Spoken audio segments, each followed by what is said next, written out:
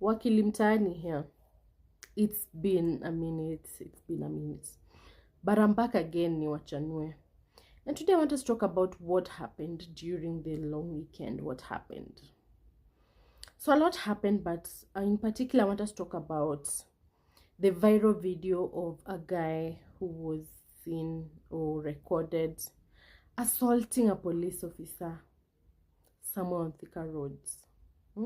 It's a rather sad and, unfortunate video to look at, because now you start picturing that someone's husband, someone's dad, So that brings us to our topic today: assaulting a police officer in Kenya. So what amounts to assaulting a police officer in Kenya, or of someone who is intending to trend in their 1,000 ways to trend? You are planning to assault a police officer so that now people talk about you. Gangster points zipande, you become famous.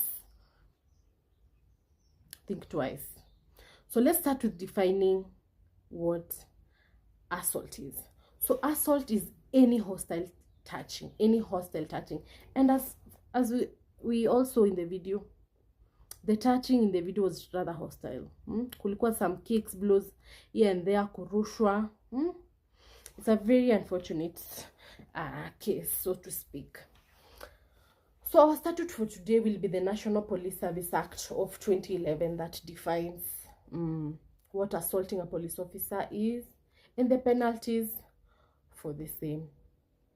So the act says that any person who does the following: number one, any person who assaults, resists, or willfully obstructs a police officer in the execution of his duties, may assault, resist, or obstruct a police officer akiwa kwa laini zake za kazi, you have assaulted. Instance number 2 is any assault, resist, or willful obstruction, obstructing any person who acts in aid of the police. Yani mtu yeyote ku-obstruct ama ku-assault mtu yeyote mwenye anasaidia polisi kufanya kazi yake. A Kenyan somewhere, a citizen somewhere who has decided, wacheni tusaidie tushike ule mtu. Like we see these cases in town majorly. Wale watu wa kusnatch simu wana snatch tu, lakini unasikia mshike. Pengine there's a police on watch and they say mshike. So that person who comes to shika you, who comes to arrest you, who's acting in the aid of the police officer, you assault that person, it will be deemed as though you have assaulted a police officer. Instance number 3 is when you attack an animal belonging to the service. The police officer say they have the sniff dogs, ama ako kwa horse, and you attack that animal. Imagine you attack that animal, it will be deemed as though you have attacked a police officer.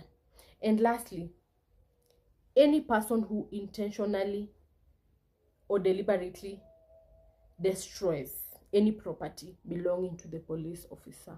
Kama ni handcuffs, kama ni the nyahunyo, kama ni the anything, you intentionally destroy any property belonging to a police officer.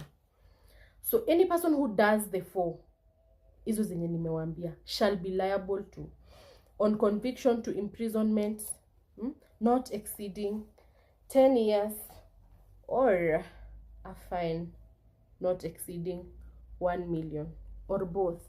Yani 1 million fine ama imprisonment not exceeding 10 years. So we're talking about 6 zeros, 1 million for assaulting a police officer, something that you can avoid at all costs, So I've channeled you guys on assaulting a police officer in Kenya, what the law says on assaulting a police officer, and the fines for assaulting a police officer. So that will be all for today, and let me see you on our next one.